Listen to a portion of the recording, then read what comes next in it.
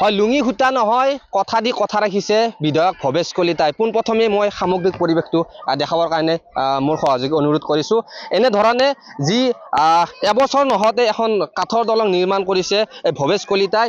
সংখ্যালঘু অঞ্চলত যি এটা দীৰ্ঘদিনৰ ধৰি এটা সমস্যা ভুগি আছিলে সেই সংখ্যালঘু ব্যক্তিসকলে পোনপ্ৰথমে মই সেই মোক সামগ্ৰিক পৰিৱেশটো মোক দেখুৱাইছে মোৰ সতীৰ্থই। এনেধৰণে এখন কাঠৰ দলং নিৰ্মাণ কৰিছে, পকা দলং নহয়।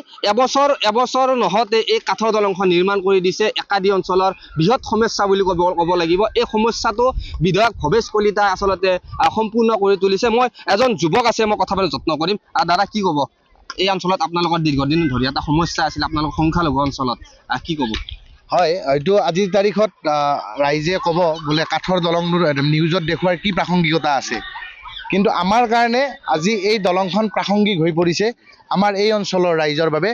আমাৰ এই নৱগঠিত ৰঙিয়া বিধানসভা সমষ্টিৰ অন্তৰ্গত যি ২ নং শ্বহীদ সত্যনাথ গাঁৱৰ একাদিত উত্তৰ একাদি আৰু দক্ষিণ ইংৰা সংযোগী, ইয়াত প্ৰায় এইটো ৪০ বছৰীয়া সমস্যা আছিল। ইয়াত বিভিন্ন চৰকাৰ বা বিধায়ক আহিল, বিধায়ক গ'ল, এই সমস্যা হৈয়ে ৰ'ল। কিন্তু আমাৰ সন্মানীয় ৰঙিয়া সমষ্টিৰ বিধায়ক ডাঙৰীয়াই যোৱা লোকসভা নিৰ্বাচনত আমাৰ সন্মানীয় দলৰ সভাপতি তথা আমাৰ সাংসদ দিলীপ শইকীয়া ডাঙৰীয়াৰ বাবে আমাৰ ইয়াত ভোট বিচাৰি আহিছিলে। আৰু ভোট বিচাৰি আহোঁতে তেখেতে কথা দিছিলে আমাক যে আপোনালোকে ভোট দিয়ক নিদিয়ক, আপোনালোকৰ এই সমস্যাটো মই সমাধান কৰিম। আৰু তাৰপিছতে সেই যোৱা নিৰ্বাচনটোতে আমাৰ সংখ্যালঘু অঞ্চলত কিছু সংখ্যক ভোট পাবলৈ সক্ষম হৈছিল। আৰু তাৰপিছতে পঞ্চায়ত নিৰ্বাচনত ইয়াত প্ৰায় 80% ভোট ইয়াত ভাৰতীয় জনতা পাৰ্টি পাবলৈ সক্ষম হৈছিল। আৰু তাৰপিছতে আমাৰ সন্মানীয় বিধায়ক ডাঙৰীয়া তৎপৰতাত ইয়াত আজি আমাৰ এই যিটো জ্বলন্ত সমস্যা, এই সমস্যাটো সমাধান হৈ উঠিছে, নিৰ্মাণ কাৰ্য সম্পূৰ্ণ হৈছে। আজি তেখেতে কিছু সময় পিছতে ইয়াত উপস্থিত হৈ আমাৰ ইয়াৰ ৰাইজক সম্বোধন কৰিব আৰু দলংখন ৰাইজলৈ উচৰ্গা কৰিব। তেখেত বিধায়ক হোৱাই নাই এতিয়ালৈকে, বিধায়ক নহওঁতেই এই সমস্যাটো আপোনালোকৰ পূৰ কৰিছে। ভোটটো দিয়াই নাই আচলতে আপোনালোকে বিধায়ক ভৱেশ কলিতাক, কি ক'ব? নিশ্চয়কৈ আমি যিহেতুকে আগত হাজো সমষ্টিত আছিলোঁ, তেখেতক আমি ভোট নিদিয়াকৈ বিধায়ক হিচাপে পাইছোঁ। আৰু তেখেতৰ লগত থাকি এনেকুৱা অনুভৱ হৈছে যে তেখেতে সদায় মানুহৰ কাৰণে, আৰু এনেকুৱা বিধায়ক আমি অসমত দেখা নাই, খুব কম ওলাব যে যিগৰাকী বিধায়কে প্ৰতিদিনে সমষ্টিত থাকে, প্ৰতিদিনে দুখীয়া ৰাইজৰ সমস্যা বুজ লৈছে, ৰাইজৰ কাম কৰাৰ কাৰণে প্ৰয়াস কৰিছে। এনেকুৱা বিধায়ক আমাক লাগে, এনেকুৱা বিধায়ক বিচাৰোঁ। কাৰণ সমাজ এখন উন্নয়ন কৰিব লাগিলে বা এটা সমষ্টি উন্নয়ন হ'ব লাগিলে ভালকৈ এনেকুৱা ধৰণৰ ব্যক্তিৰ প্ৰয়োজন আছে। আমি সন্মানীয় ভৱেশ কলিতা ডাঙৰীয়া তথা আমাৰ ৰাজ্যৰ মুখ্যমন্ত্ৰী হিমন্ত বিশ্ব শৰ্মা ডাঙৰীয়াক আমি আমাৰ তৰফৰ পৰা, আমাৰ এই পঞ্চায়তৰ তৰফৰ পৰা অশেষ ধন্যবাদ জ্ঞাপন কৰিছোঁ। আৰু আমাৰ সাংসদগৰাকীকো আমি ধন্যবাদ জ্ঞাপন কৰিছোঁ। অনাগত সময়ত এই অঞ্চলৰ ৰাইজ ভাৰতীয় জনতা পাৰ্টিৰ পক্ষত থাকিব। কাৰণ এইকাৰণেই আমি যেতিয়া ভাৰতীয় জনতা পাৰ্টিৰ লগত যোগাযোগ কৰিছিলোঁ, তেতিয়া তেখেতসকলে কথা দিছিল আৰু সেইমতে তেখেতসকলে কথা ৰাখিছে। ইয়াত ব্ৰিজ বনালে, ইয়াত আমাৰ ইতিমধ্যে কাম আৰম্ভ হৈছে। এটা PWDৰ এটা বহু বছৰীয়া সমস্যা, এইটো যেনেকৈ 40 বছৰীয়া সমস্যা, সেইটো 40 বছৰীয়া সমস্যা। তাত মানুহ যাব নোৱাৰি, তাত ল'ৰাই ইয়াত বিয়া পাতিব, ইয়াৰ ছোৱালী বিয়া পাতিবলৈ তাত নাহে। ৰাস্তাৰ পৰিৱেশ ইমান বেয়া আছিলে, সেইটোতো প্ৰায় 1,20,00,000 টকাৰে কাম আৰম্ভ কৰিছে।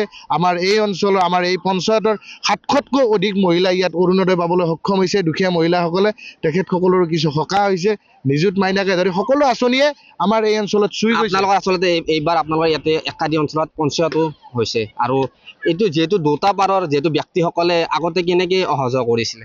আগতে এই টুলুঙা নাও যে কয়, টুলুঙা নাও, নতুবা যিটো খৰালি মাহত আমাৰ বাঁহৰে সাঁকো, আমি নিজে ইয়াত আহি ৰাইজৰ দান বৰঙণিৰে আমি বাঁহৰ সাঁকো বনাওঁ। এই 3 মাহ 4 মাহ অহা যোৱা কৰোঁ, আকৌ বাৰিষা আহিলে বাঁহৰ বীজখন লৈ যায়, আৰু তাৰপিছত টুলুঙা নাৱেৰে আমি অহা যোৱা কৰিছিলে এই অঞ্চলৰ ৰাইজে।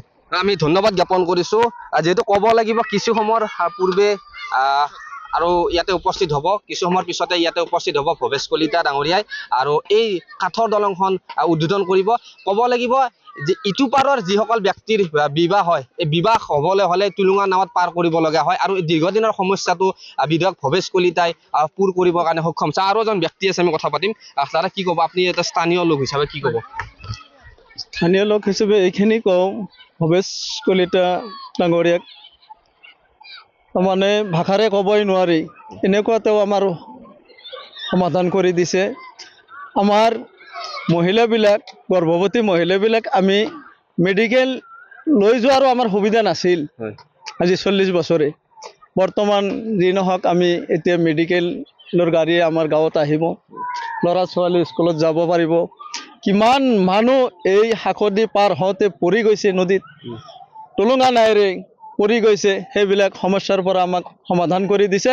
গতিকে ভৱিষ্যত দিনকলৈকে আমাক ভৱেশ কলিতা দেৱ ডাঙৰীয়াক লাগেই।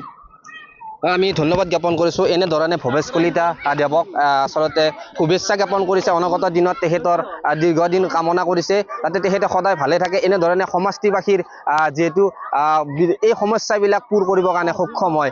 কামৰূপ জিলাৰ এই একাডী অঞ্চলত দান স্প্লাছৰ তৰফৰ পৰা এই এটা কাঠৰ দলং এখন দেখাবৰ কাৰণে যত্ন কৰিছিলোঁ। হয়, যিকোনো খবৰৰ বাবে যোগাযোগ কৰক আমাৰ এই নম্বৰত 9181 307 221।